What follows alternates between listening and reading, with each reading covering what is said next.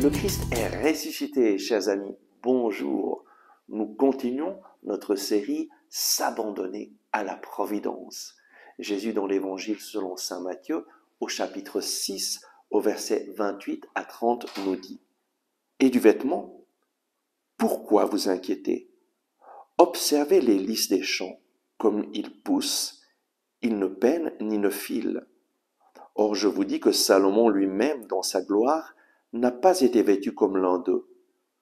Que si Dieu habille de la sorte l'herbe des champs, qui est aujourd'hui et demain sera jetée au four, ne fera-t-il pas bien plus pour vous, gens de peu de foi? Ne fera-t-il pas bien plus pour vous, gens de peu de foi?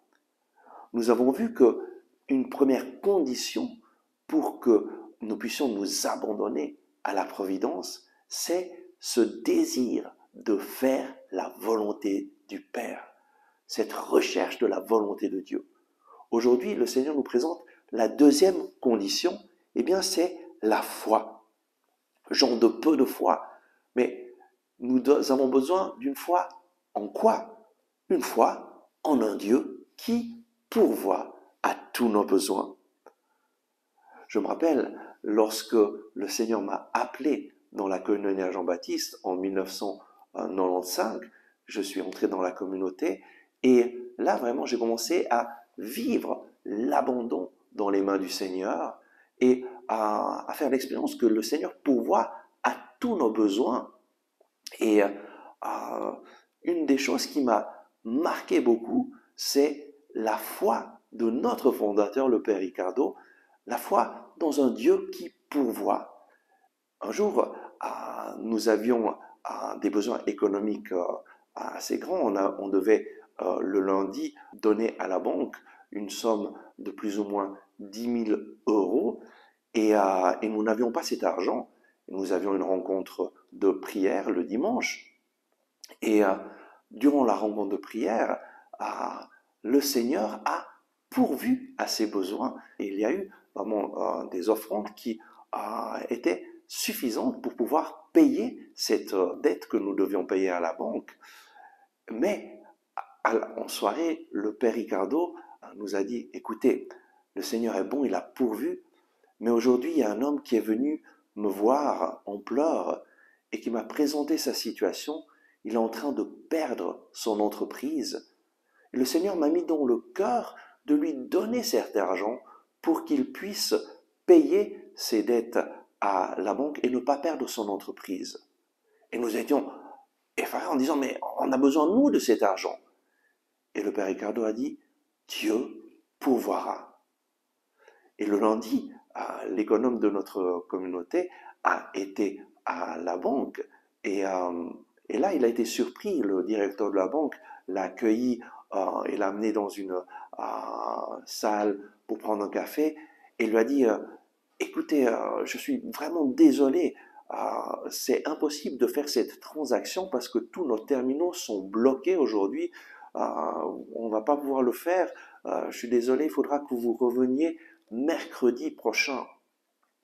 Et donc, il est revenu chez nous avec ce soulagement et a dit au Père Ricardo: eh bien voilà, on n'a pas dû payer cette dette, mais on aura besoin pour mercredi.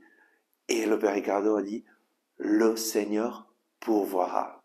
Et le Seigneur a vraiment pourvu, et le jour avant l'échéance que nous devions payer, eh bien, Dieu a envoyé à travers une personne généreuse tout l'argent dont nous avons besoin. La deuxième condition pour faire l'expérience de la providence du Seigneur, eh bien, c'est donner. Ne pas nous accrocher à ce que nous avons, mais donner. Donner selon nos possibilités, mais donner avec confiance pour que l'amour du Seigneur soit manifesté dans ce monde. Et dans la communauté à Jean-Baptiste, j'ai appris vraiment à donner, à ne pas m'accrocher à ce que nous recevons, mais à le donner.